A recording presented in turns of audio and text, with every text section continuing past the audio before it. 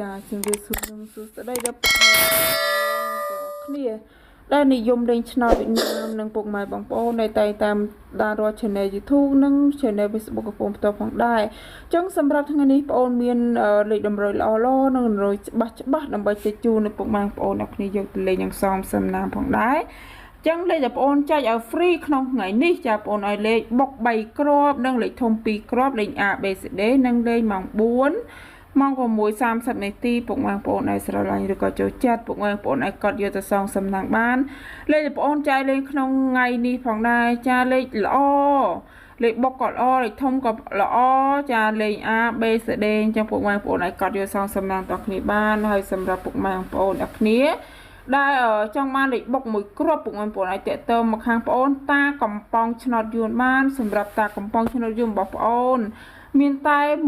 Facebook មួយទេហើយសម្រាប់លេខទូរស័ព្ទបងប្អូន096ចា34 83 197ចាលេខបងប្អូនមានតែមួយខ្សែនឹងទេសម្រាប់តាំងលើ account Facebook បងប្អូនបើសិនជាពុកម៉ែបងប្អូនអ្នកគ្នា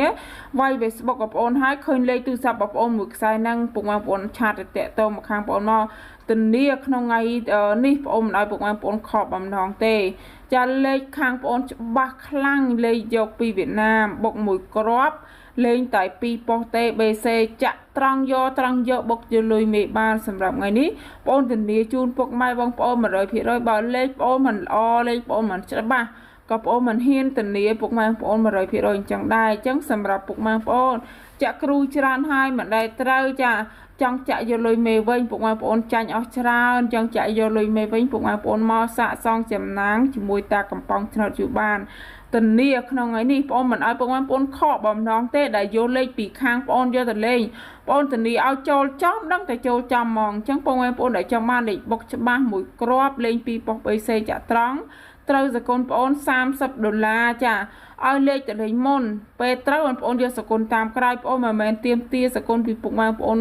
មុនទេអញ្ចឹងបងប្អូនឲ្យលេខទៅចាក់ហើយពេលត្រូវបងប្អូនយកសកុនតាមក្រោយអញ្ចឹងសម្រាប់ពុកម៉ែបងប្អូនដែលចាក់មិនដែលត្រូវសោះចាក់គ្រូច្រើនហើយពុកម៉ែបងប្អូនចាក់ទៅខុសអញ្ចឹងពុកម៉ែបងប្អូនមកសាក់សមទាំងណាមជាមួយតាកំប៉ុងរបស់បងប្អូនបានធានាជូនពុកម៉ែបងប្អូនមិនឲ្យខកបំណងទេណាចឹងបងប្អូនមានតែប៉ុណ្ណឹងដើម្បីចែកជូនដល់ពុកម៉ែបងប្អូនទាំងអស់គ្នាយកទៅលេងយ៉ាងសងសំណាងជូនពុកម៉ែបងប្អូនក្នុងថ្ងៃនេះសូមឲ្យហេងជួបតែសំណាងល្អផងដែរហើយពុកម៉ែបងប្អូនកុំភ្លេចជួយ share វីដេអូបងប្អូនម្នាក់មួយនិងជួយ like comment ពិសេស comment 168ពុកម៉ែបងប្អូននឹងទទួលបានហេងទទួលបានលៀបសម្រាប់ក្នុងថ្ងៃនេះផងដែរអញ្ចឹងអរគុណក៏សូមជម្រាបលា